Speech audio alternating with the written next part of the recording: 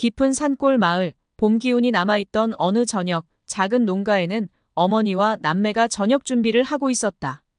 한가로이 마당을 뛰놀던 남매는 대문 앞에서 낯선 노인을 발견하고 소리쳤다. 어머니, 누가 왔어요?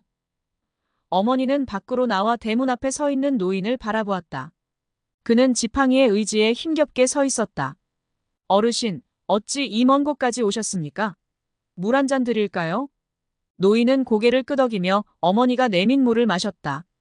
그리고 한참 동안 말이 없더니 천천히 입을 열었다. 이 집에는 불길한 그림자가 드리워져 있소. 조심하시오. 7일 뒤 청사가 이곳에 올 것이오. 어머니는 낯선 말에 어리둥절했다. 청사라뇨? 그게 무엇입니까? 노인은 깊은 한숨을 내쉬며 대답했다. 청사는 불행과 죽음을 몰고 다니는 존재요. 문을 열고 그를 맞이하는 순간 재앙이 시작될 것이요. 그날 밤에는 절대 문을 열지 마시오. 그리하면 피해를 최소화할 수 있을 것이요. 노인은 경고를 남기고는 떠났다. 어머니는 그 말을 마음속에 깊이 새겼다. 그날 밤 가족은 밥상에 둘러앉아 있었지만 어머니의 얼굴은 잔뜩 굳어 있었다. 남매 중 동생이 물었다. 엄마, 그 할아버지가 한 말 무서워요. 청사가 진짜 오는 거예요? 어머니는 아이를 다독이며 말했다. 걱정 마라. 엄마가 다 막아낼 테니까 너희는 아무것도 두려워할 필요 없다. 다음 날 어머니는 마을에서 무속인으로 유명한 노파를 찾아갔다. 노파는 어머니의 이야기를 듣고 눈을 감고 한참 동안 생각에 잠겼다. 이윽고 그녀가 말했다. 청사가 오는 것이 맞구나. 하지만 방법이 없지는 않다. 잘 들어라. 어머니는 숨을 죽이고 노파의 말을 들었다. 첫째, 집안 구석구석에 부적을 붙여라. 대문, 창문, 벽, 기둥 빠짐없이 말이다. 청사는 부적을 두려워한다. 둘째, 조상신께 정성을 다해 제사를 올려야 한다. 조상의 은혜를 빌어 보호를 구하라. 셋째, 어떤 소리에도 문을 열어서는 안 된다. 청사는 사람의 목소리를 흉내내어 들어가려 들 것이다. 어머니는 고개를 끄덕이며 그렇게 하겠습니다라고 답했다. 하지만 마음은 여전히 불안했다. 어머니는 집으로 돌아와 남매와 함께 온 집안에 부적을 붙였다. 남매는 처음 보는 노란 종이에 한자를 써붙이는 일이 신기했지만 어머니의 긴장된 표정 때문에 함부로 장난치지 못했다. 엄마, 이걸 붙이면 청사가 못 들어오는 거예요? 누나가 물었다. 그렇단다. 이 부적이 우리를 지켜줄 거야. 그리고 너희도 절대 대문 근처에 가지 마라. 알겠지? 어머니는 단호하게 말했다. 남매는 조용히 고개를 끄덕였다. 그날 밤 어머니는 아이들과 함께 조상님께 정성을 다해 제사를 지냈다.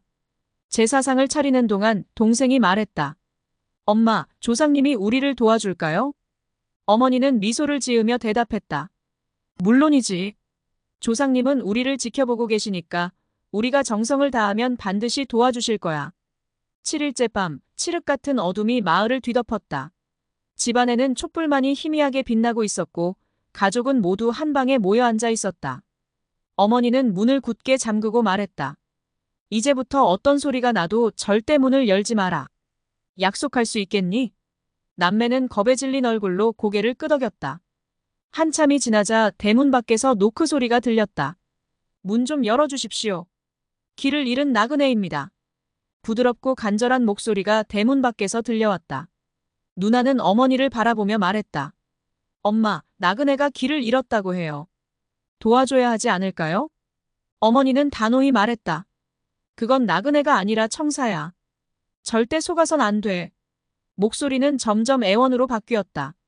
제발 살려주십시오. 이 밤에 저를 외면하실 겁니까?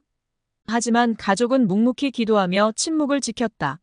목소리는 곧 분노로 변했다. 문을 열지 않으면 너희 가문을 저주하겠다. 병과 재앙이 너희를 따라다닐 것이다. 그와 함께 차가운 기운이 방 안을 휘감았다. 대문이 흔들리고 부적이 떨렸다. 남매는 두려움에 떨며 어머니에게 매달렸다. 어머니는 아이들을 꼭 끌어안고 속으로 조상님께 기도했다. 부디 저희를 지켜주소서. 제발 이 재앙을 막아주소서. 얼마나 시간이 흘렀을까. 대문이 마지막으로 크게 흔들리더니 모든 소리가 멎었다. 청사는 떠난 듯했다. 가족은 안도의 한숨을 내쉬었지만 며칠 뒤 남동생이 갑작스러운 열병에 걸렸다. 약을 써도 병은 나아지지 않았다. 어머니는 다시 노파를 찾아갔다. 노파는 고개를 저으며 말했다. 청사의 흔적이 남은 것이야. 내 조상이 아직 분노를 풀지 못한 게다. 더 큰 정성을 다해 제사를 올려야 한다. 어머니는 집으로 돌아와 밤새도록 정성을 다해 제사를 준비했다. 쌀 한 톨도 소홀히 하지 않고 진심을 담아 기도했다. 며칠 뒤 동생의 병은 기적처럼 나았다. 어머니는 아이들을 품에 안고 말했다. 청사는 떠났지만 우리가 조상의 은혜를 잊지 않도록 경고를 남긴 거란다. 앞으로 제사를 소홀히 해서는 안 된다. 우리를 지켜주신 조상님께 늘 감사하며 살아야 한다. 그날 이후로 가족은 평화를 되찾았지만 대문 밖에서 들리던 목소리는 평생 잊을 수 없었다. 청사는 언제나 길을 찾는다. 이 경고는 오래도록 마음에 남아 가족의 삶을 변화시켰다.